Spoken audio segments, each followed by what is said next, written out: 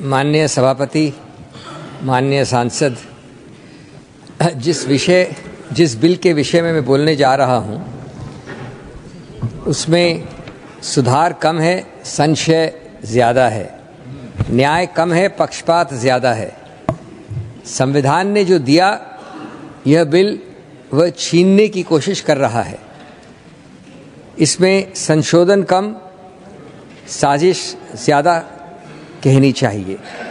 जब कानून बराबरी का न हो तो वह सत्ता की चालाकी बन जाता है।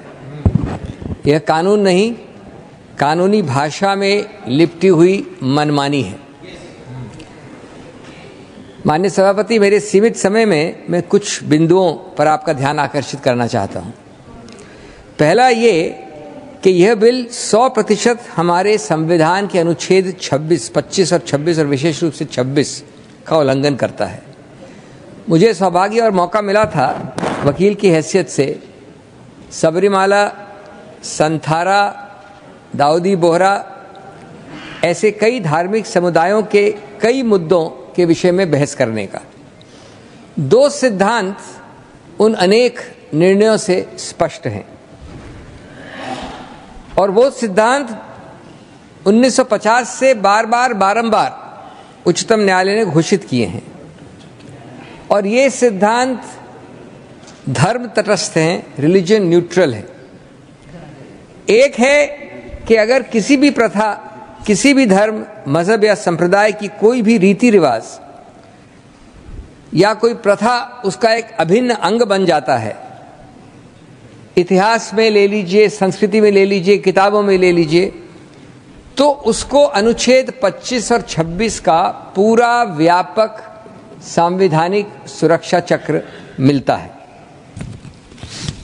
और दूसरा कि यदि ऐसे धर्म, समुदाय या संप्रदाय को अपनी संस्थाओं को स्वचालित करने का अधिकार क्षेत्र बड़े पैमाने में, बड़ी मात्रा में किसी कानून द्वारा घटाया गया तो वह कानून खुद असंवैधानिक करार किया जाएगा।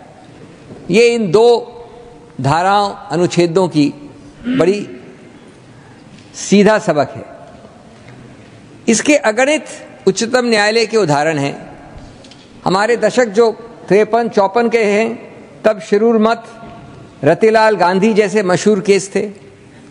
अगले दशक 60s में दरगाह कमेटी, तिलकायत गोविंदलाल महाराज जैसे मशहूर केस थे। और इनके दो उदाहरण देना चाहता हूं मैं कोट करके। रतिलाल में उच्चतम न्यायालय ने कहा, quote, a law which takes away the right of administration altogether from the religious denomination and vests it in any other or secular authority would amount to violation of the right which is guaranteed under Article 26 of the Constitution, unquote. Tilakayat Govind Lal ji Maharaj का जो दूसरा निर्णय था, उसमें बड़ा लंबा passage है, मैं पूरा तो नहीं करूंगा कोट,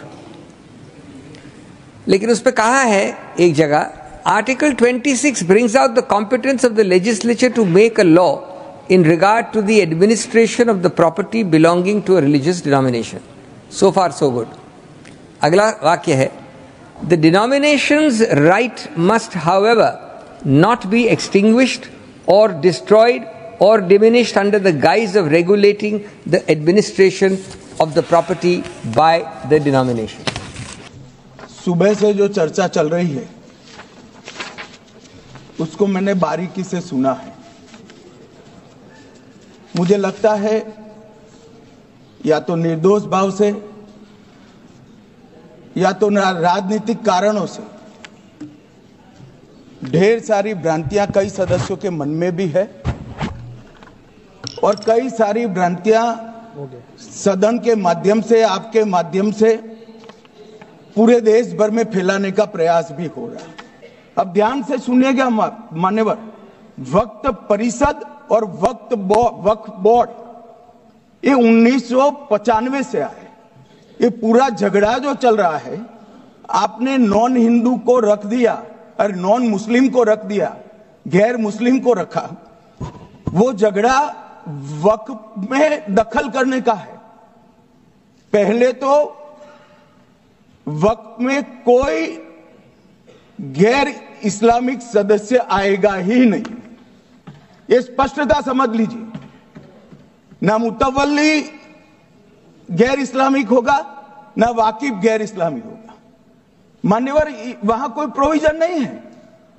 जो धार्मिक संस्थाओं का संचालन करते हैं उसमें कोई गैर मुस्लिम व्यक्ति रखने का प्रावधान किया भी नहीं है, हम करना भी नहीं चाहते हैं मान्यवर। इसलिए जो बड़े बड़े भाषण करते हैं कि समानता का अधिकार चला गया, दो धर्मों के बीच में समानता नहीं रही, मुसलमानों के धार्मिक अधिकारों के बीच में दखल खड़ी हो जाएगी, कुछ नहीं होने वाला मान्यवर। इस दृष्टि से देखें तो 1995 तक वक्फ की काउंसिल और वक्फ बोर्ड था ही नहीं, वो तो 95 से आया। और मान्यवर, ये जो भ्रम खड़ा किया जाता है कि ये एक मुस्लिम भाइयों के धार्मिक क्रियाकलापों के अंदर, उनके दान की हुई संपत्ति के अंदर दखल करने का है, ये बहुत बड़ी भ्रांति फैलाकर माइनॉरिटी को डराकर अपनी वोट बैंक खड़ी करने के लिए किया जा रहा है मान्यवर। कहां पर गैर मुस्लिम सदस्य रखे जाएंगे? परिषद में और वक्फ बोर्ड में। उसका काम क्या है? उनका काम धार्मिक क्रियाकलापों को कुछ चलाने का नहीं है।